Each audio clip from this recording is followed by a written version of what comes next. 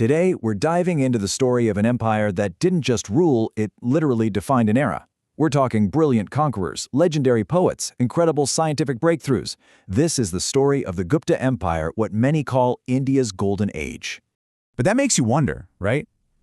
How does a golden age even happen? What are the magic ingredients? Is it geography? Is it brilliant leadership? A killer strategy? That's the question we're going to try and answer together.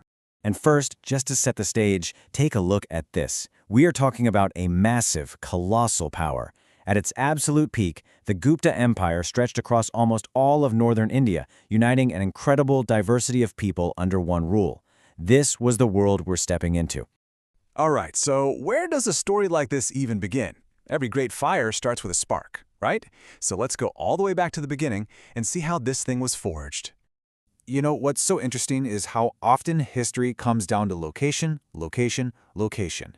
The Guptas popped up in a region that was not only super fertile, perfect for feeding a big population and a big army, but it was also loaded with iron ore. Think about it, food and iron. That's your starter kit for building an empire. So you've got the early guys, Sri Gupta and his son Ghatotkacha, laying the groundwork. They get the ball rolling. But then, boom, the year is 319 AD. Chandragupta I takes the throne, and this is the moment everything changes. This is the official start of the Gupta era. And get this, he doesn't just call himself a king, a Maharaja. No, he takes this epic title, Maharaja di Raja, the King of Kings. This wasn't just bragging, it was a massive statement of intent. And he backed it up by marrying a princess from the powerful Lichavi clan, an alliance that gave his dynasty some serious street cred. The small kingdom was officially over. The empire had begun. Okay, so the foundations are poured. The ambition is there. Now the empire is ready for an architect of expansion. And his name was Samudgupta, a ruler who was about to unleash the full might of the Guptas on the world. And the craziest part is, we know about his incredible military career because he basically left us his resume, carved into a giant stone pillar. Seriously, it's this long, detailed inscription written by his court poet, and it's just this breathtaking list of all the kings and kingdoms that he conquered. It's a victory lap, in stone. But here's what made him so brilliant. He wasn't just a sledgehammer. He was a master strategist. He had this incredibly clever, three-part plan. In his own backyard, the Ganga-Yamuna heartland, it was total annexation. You belong to me now. In the forests further out, he'd turn rulers into loyal servants. And way down south, he was pragmatic. He'd defeat a king and then say, look, you can keep your throne, just pay me tribute. So much smarter than trying to rule them from afar. And just when you think you've got this guy pegged as a ruthless warrior, you see a coin like this one. He's not holding a sword. He's playing the veena, a lute. He was a celebrated musician, a poet, a patron of learning.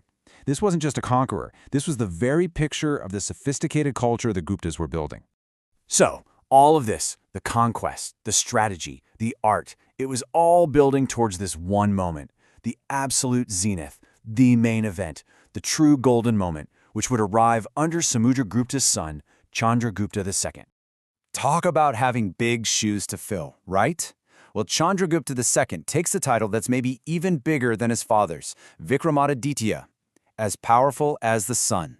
That's some serious confidence. And you know what? He absolutely lived up to it. So how did he pull it off? How did he usher in this golden age? It was a 1-2 punch of brains and brawn. He used clever marriages to lock down alliances, and then he aimed his armies at his biggest target, the Shaka kings in the west. After defeating them, bam! The Gupta Empire finally stretched from sea to sea.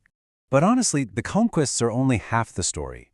The real magic, the reason we call it a golden age, was happening in his court. He had the Navaratna, the 9 gems. Think of it as the ultimate super team of geniuses. You had the legendary poet Kalidasa, but you also had astronomers and mathematicians who were working with the concept of zero. This intellectual explosion was the real engine of the era. But you know how these stories go. No golden age, no matter how bright, lasts forever. The sun has to set eventually. And for the Guptas, the twilight began with threats coming from outside the empire and from deep within.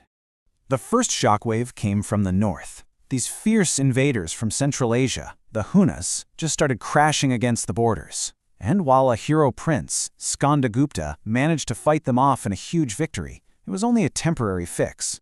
The Hunas would be back, and every single attack just drained the empire a little bit more. And here's some incredible historical detective work. You can literally see the crisis unfolding in their money. The early Gupta coins are pure, beautiful gold, a symbol of just how rich they were. But the later coins, well, they have a lot less gold and a lot more cheap metal mixed in. It's the physical evidence of an empire running out of cash. At the very same time, the empire was starting to crack from the inside. They started paying officials and priests with grants of land instead of cash salaries, maybe because money was tight. It probably seemed like a good idea at the time, but it was a disaster. All of a sudden, you have all these little local lords who have their own power base, weakening the king's authority. The empire was slowly being pulled apart at the seams. So, the empire falls, but when something that huge collapses, it doesn't just vanish. It leaves behind echoes. So after the dust settled, what was actually left of this great empire? Well, it wasn't just chaos. Instead, new, powerful kingdoms rose directly from the ashes of the old empire. Dynasties like the Pushyabritis and the Makharis picked up the pieces, inherited the traditions, and started the next chapter of India's history. And that's their real profound legacy, isn't it? It's not the land, it's the ideas. They left behind a model for how to run a state, a legal system that actually separated civil and criminal law for the first time, and of course that cultural explosion in art and science. They even helped shape the stories and texts that form the basis of modern Hinduism. Their greatness echoed for centuries. Which brings us right back to where we started. The story of the Guptas gives us a pretty clear recipe for how a golden age is born. Resources, sharp strategy, and brilliant leaders. But its decline, getting squeezed by outside threats and fracturing from within, well, that's a timeless warning, isn't it? It leaves us with one last thing to think about. What can the twilight of their golden age teach us about the challenges facing our own?